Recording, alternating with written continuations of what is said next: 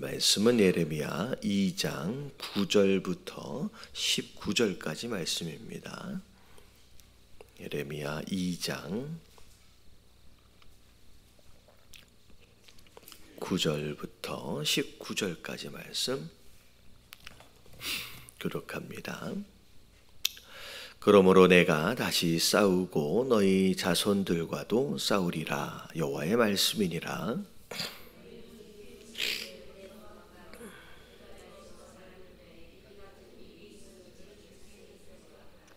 어느 나라가 그들의 신들을 신 아닌 것과 바꾼 일이 있느냐?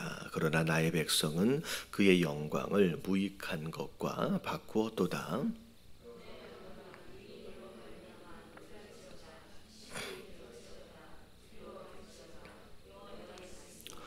내 백성이 두 가지 악을 행하였나니 곧 그들이 생수의 근원되는 나를 버린 것과 스스로 웅덩이를 판 것인데 그것은 그 물을 가두지 못할 터진 웅덩이들이니라.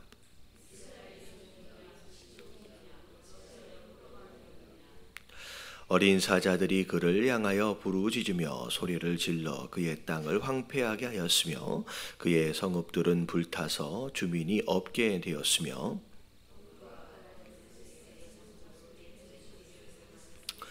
내 하나님 여호와가 너를 길로 인도할 때에 내가 그를 떠남으로 이를 자취함이 아니냐.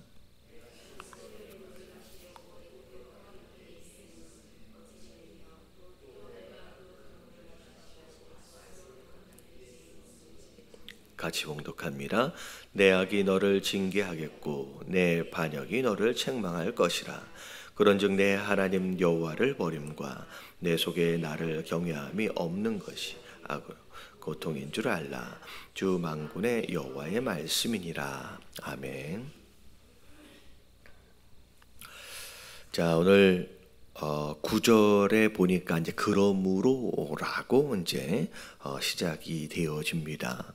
자, 그러므로라고 하는 이 접속사는 이제 앞에 내용이 바로 뒤에 나오는 내용의 원인이 될 때 이제 그러므로라는 거죠. 자, 그러므로 어떤 일이 벌어지느냐?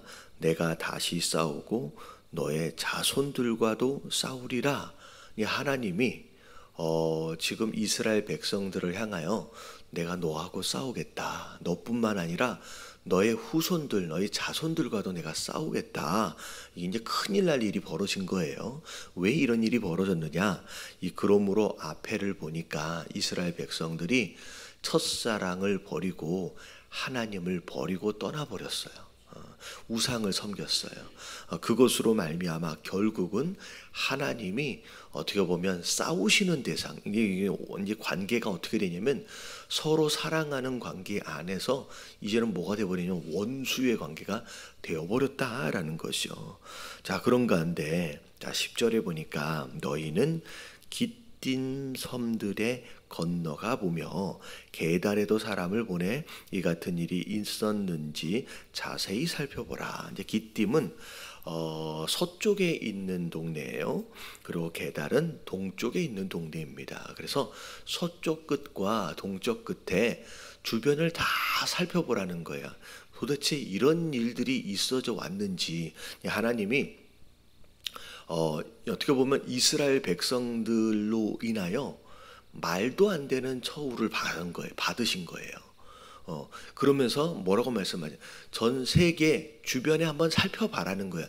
이런 경우가 어디 있느냐? 도대체 어떤 경우를 말씀하고 계시느냐면요. 11절에 보니까 어느 나라가 그들의 신들을 신이 아닌 것과 바꾼 일이 있느냐? 자, 물론 이제 하나님 외에 다른 신이 없죠. 근데 그럼에도 불구하고 애굽은 전통적으로 애굽이 섬기는 신이 있었어요. 그리고 아수르는 아수르가 전통적으로 섬기는 신이 있고요. 바벨론 나름대로입니다. 근데 그 어떤 나라도 뭐 시간이 좀 지났다 하여서 섬기던 신을 버리고 다른 신으로 바꾼다. 그런 일은 그 주변의 나라에 주변 나라에 있어서도 역사적으로 그렇게 하지 않는다는 거예요. 그냥 그 전통적으로 내려왔던 그 신을 계속 꾸준히 섬겼지. 뭐 이렇게 누가 어떤 상황이 될 때 자기가 섬기던 신을 버려버리고 새로운 신, 어떻게 보면 그렇게 하지 않는다는 거죠. 근데 내 백성은 어떻게 한다는 거예요? 어떻게 보면 일반적인 이방 사람들조차도 하지 않는 그런 행동들, 자기를 구원하고 자기를 인도하고 자기를 보호했던 그 신을 지금 버리고 아무짝에도 쓸모없는 우상들을 갖다가 섬기고 있었다는 거죠. 이건 어떻게 보면 나를 믿는 성도이기 때문에 그러면 안 된다는 그런 얘기가 아니라 일반적인 사람들조차도, 다른 나라들조차도 그렇게 하지는 않는다는 거예요.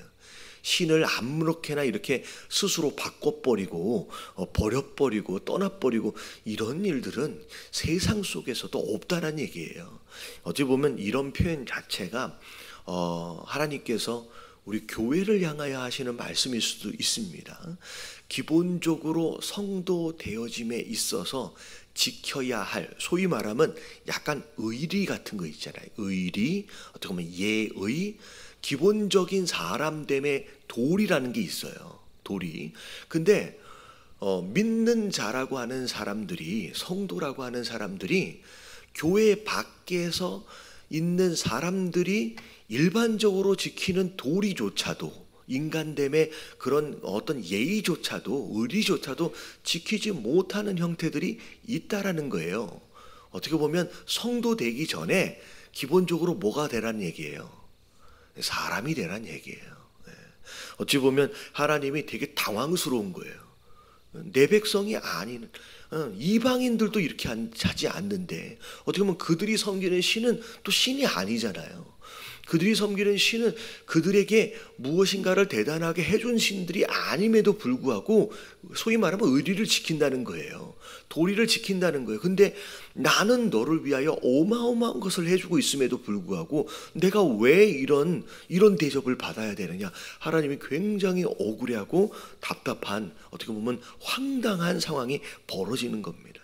그래서 여러분 이 11절까지만 말씀을 두면서도 우리가 첫 번째 이런 고민을 좀 하면 좋을 것 같아요. 과연 내가 성도이기 전에 기본적인 사람의 도리 정도는 지키고 있느냐. 어떤 분이 그런 세가족 성경 공부를 하면서 그런 이제 얘기를 하는 거예요. 이제 그분이 이제 교회 다니는 사람을 별로 안 좋아하세요. 근데 세가족 성경 공부에 들어오셨어요. 근데 한참 하다가 성경 공부를 하다가 마지막에 이제 질문을 하면서 그런 말씀을 하시는 거예요. 목사님, 이거는 성도의 모습이 아니지 않느냐라고 얘기하면서 되게 억울해하시면서 저한테 질문을 하는 게 뭐냐면 자기가 아는 권사님이 계시대요. 근데 그 권사님하고 항상 이제 권사님이 막 이렇게 친하게 막 지내주시는데 맨날 밥 먹자고 불러내신대요. 그러면 그분도 일을 하시는 분인데 밥값을 누가 내요? 맨날 그 권사님은 불러내는데 한 번도 밥값을 내본 적이 없대요. 그러면서 되게 억울해 하시는 거예요. 나만 돈을 버는 게 아니라 그분도 돈을 버는데, 아니면 최소한 밥 먹자고 불러내신 그분이 예의상, 도리상 한두 번 정도는 사야 되는 거 아닙니까? 라고 하면서, 아니 권사라고 하시는 분이 인간적으로라도 도리적으로라도 원래 그러면 안 되는 거 아닙니까? 라고 저한테 되게 하소연을 하시는 거예요. 그러면서 저는 그분이 얘기한, 저는 교회 다니는 사람이 별로 안 좋습니다. 그런 모습을 보면서 이 사람들이 다 이런 사람들인가 그러면서 이제 세가족 성경 공부를 들어오셨더라고요. 어떻게 하는 게 맞아요? 여러분 한두 번은 사야지요. 할렐루야. 여러분 이게 되게 우스운 이야기인 것 같지만 여러분 이게 사람됨의 기본이고요. 여러분 이것 때문에 세상 사람들이 교회 다니는 사람을 싫어하는 원인이 될 수도 있다는 거예요. 그래서 성도 되어짐에 내가 얼마나 예배를 드리고 내가 얼마나 거룩해지고 라고 하는 것도 중요할 수 있지만 과연 내가 사람들과의 관계 안에서 기본적인 도리를 다 하고 있느냐라고 하는 정도를 좀 생각해 볼 필요가 있다는 거예요. 여러분 도리를 다하시길 주님의 이름으로 축원합니다. 별것이 아닌 것 같은데 그것이 이상하게 복음을 하나님 영광을 가린다는 거예요. 그래서 나는 다른 사람들과의 관계 안에서 어떤 사람됨의 도리를 잘 지켜가고 있느냐, 하나님이 되게 황당한 거예요. 내 백성이라고 하는 자들이 그렇지 않는 자들이 지키는 저 도리조차도 안 지킨다는 거예요. 소위 말하면 의리도 안 지킨다는 거예요. 의리도. 그럼 예의도 없다는 거예요. 여러분 한마디만 더 하면 이런 거예요. 교회에서 섬기고 봉사하고 헌신하고 이건 누구에게 하는 거예요? 누구에게 하는 거예요? 여러분 하나님께 하는 거예요. 여러분 하나님께 하는 것이다 라고 한다면 세상에서 직장 생활할 때 상사에게 하는 정도의 도리 정도는 지키는 게 맞는 거예요. 할렐루야. 네. 어떻게 보면 이런 거예요. 회사를 다닐 때 아주 정확하게 그냥 모르게 구체적으로 적용을 하면 회사에 나갈 때 오늘 무슨 일이 있어서 못 나가. 그러면 회사에 어떻게 해요? 네, 전화라도 해요. 메시지라도 해요. 내가 무슨 일이 있어서 못 나갑니다. 그러면 이게 기본적인 도리예요. 근데 교회 안에서 하나님을 섬기고 하나님께 헌신한다라고 하는 자들이 무슨 일이 있으면 아무 연락도 안 하고 사라져 버려요. 그래 놓고 나중에 무슨 일이 벌어졌는데 거기에 대해서 알아주지 않는다라고 거꾸로 시험이 들어. 이런 경우는 인간됨의 도리가 아니에요. 제가 이 이야기를 구체적으로 하는 이유는 여기에는 그런 사람이 없기 때문에 제가 하는 얘기예요. 제가 그런 사람이 있으면 제가 얘기를 못합니다. 왜냐하면 이게 괜히 여기 설교회 때 시험에 들기 때문에. 무슨 얘기인지 아시겠죠? 직장 생활에서 기본적으로 사람한테 하는 도리 정도는 하나님께 헌신하고 한다라고 하는 사람들이라고 한다면 그 정도는 지켜줘야 되는 거예요. 내가 지금 누구를 위하여 섬기고 누구와 함께 예배하고 누구와 함께 일하고 있는지 정도를 좀 알고 그 기본을 다 할 줄 아는 게 너무 중요한 거예요. 지금 하나님이 그것에 되게 당황스러워하는 거예요. 어떻게 나한테 이럴 수가 있나? 세상 사람들도 그렇게 안다는 거예요. 그러면서 뭐라 그래요? 12절에 보니까 내 하늘아 이 일로 말미암아 놀랄지어다 심히 떨지어다 두려워할지어다 하나님의 여호와의 말씀이니라. 지금 이게 보통 화가 나신 일이 아니에요. 굉장히 하나님이 당황하시는 가운데 이게 굉장히 진노를 아예 작정하셨어요. 그런 가운데 자 13절에 보니까 내 백성이 두 가지 악을 행하였대요. 다 두 가지 악. 자, 첫 번째가 뭐냐면 그들이 생수의 근원된 나를 버렸다. 이게 첫 번째 죄예요. 하나님을 버린 것이 첫 번째 죄입니다. 그리고 두 번째 죄가 뭐냐면 스스로 웅덩이를 팠어요. 여러분 이 스스로 웅덩이를 팠다라고 하는 것은 뭘 얻기 위한 웅덩이냐? 조금 전에 하나님을 뭐라고 얘기했어요? 내가 생명의 근원이라 그랬잖아요. 생수의 근원. 이게 뭐냐면 내가 너희의 목마름을 채워줄 수 있는 바로 그 하나님이라는 거죠. 근데 그 하나님을 버리고 또 다른 물을 얻기 위해서 뭘 판 거예요 지금? 또 다른 하나님이 아닌 다른 웅덩이를 판 거예요. 근데 그 웅덩이는 잘 보면 그 물도 가두지 못하는 터진 웅덩이다. 비록 네가 물을 얻기 위해서 나 생수의 근원된 나를 버리고 물 웅덩이를 파고 있지만 그 웅덩이는 너에게 물을 내줄 수 없을 뿐만 아니라 그 웅덩이는 물조차도 가둘 수 없는 터진 웅덩이라는 거예요. 비록 네가 고생해가지고 웅덩이를 파보지만 얻을 게 있어요 없어요? 아무것도 얻을 게 없다는 거죠. 근데 그걸 하고 있다는 거예요. 그래서 하나님이 지금 두 가지 악에 대해서 나를 버린 것과 나를 대신해서 또 다른 생수를 얻기 위해서 지금 우물을 파고 있는 바로 그 행위를 지금 하나님이 악이라고 규명하고 계시는 겁니다. 그런 가운데 자 그것으로 인하여 이스라엘이 자 뭐라고 얘기하냐면 이스라엘이 언제부터 종이 됐느냐는 거예요. 언제부터 시종이 됐느냐는 거예요. 어찌하여 포로가 되었느냐는 거예요. 다시 말하면 또 다른 웅덩이를 파고 있는 이 행위가 스스로 하나님은 분명히 애굽에서 끄집어내심으로 말미암아 뭘로 세우셨냐면 자유인으로 세우셨어요. 근데 또 다른 웅덩이를 파는 그 행위로 말미암아 스스로 뭐가 되어져 버렸어요? 포로가 되어버리고 스스로 종이 되어버리고, 여기 시종은 뭐가 시종이냐면 종의 자녀예요. 그러니까 주인 아래에서 종이 자녀를 낳아버리면 그 종의 자녀는 자연스럽게 그냥 종이 되는 거죠. 그래서 자녀들까지도 다 종을 만들어 버렸다라고 하는 것이죠.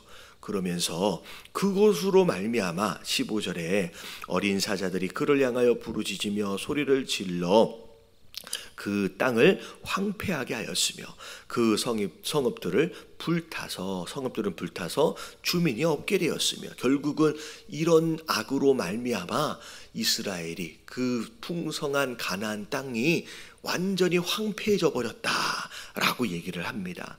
그리고 놉과 다마네스의 자손도 내 정수리를 상하였으니, 자, 놉과 다마네스는 애굽의 성읍들입니다. 애굽의 도시예요. 다시 말하면 애굽에 있는 자들이 너의 정수리를 상하게 만들었다라는 거예요. 땅도 상하고, 정수리는 굉장히 몸 안에서 굉장히 중요한 부분이잖아요.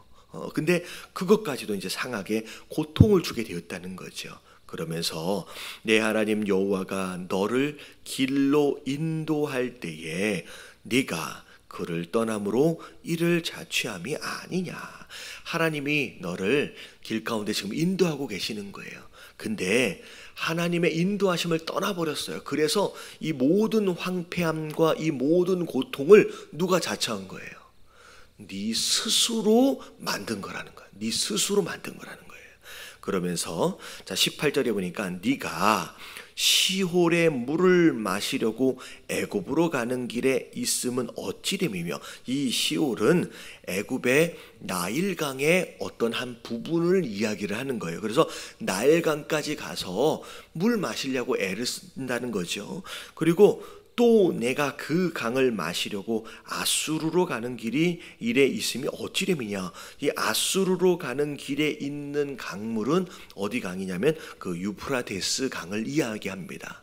다시 말하면 이걸 뭘 의미하냐면, 지금 그들이 어려움을 당했는데 지금 어려움을 당하면 사실 누구에게 기도하고 누구에게 부르짖어야 되느냐?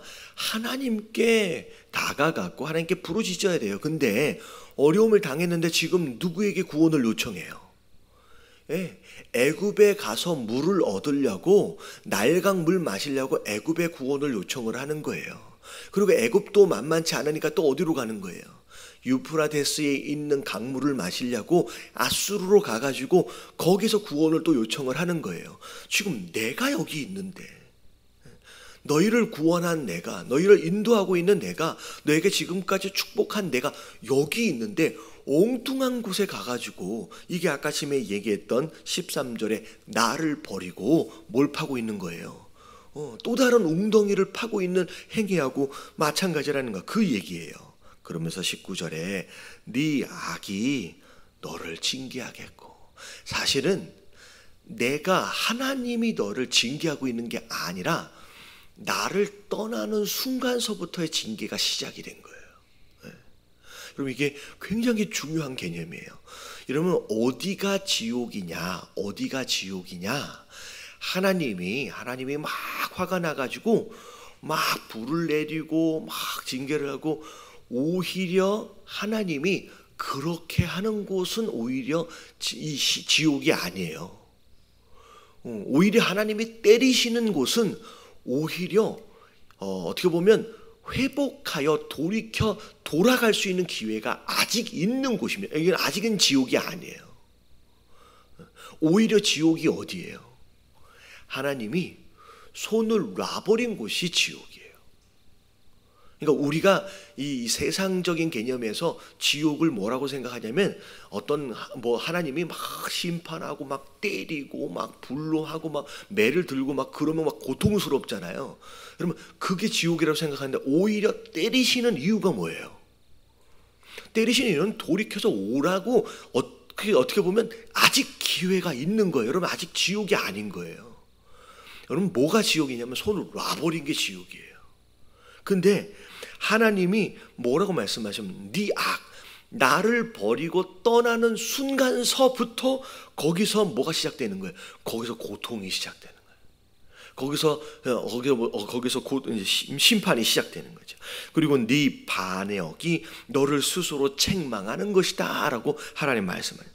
그런즉 내 하나님 여호와를 버림과 네 속에 나를 경외함이 없는 것이, 다시 말하면 하나님을 두려워할지 모르기 때문에 다른 우물을 파고 있는 거예요. 하나님을 정말로 두려워할 줄 안다라고 한다면 하나님을 버리고 이런 짓은 하지 않는다는 거죠. 그것이 곧 뭐다? 악이고 그것이 너에게 곧 뭐가 된다? 고통이 되는 거예요.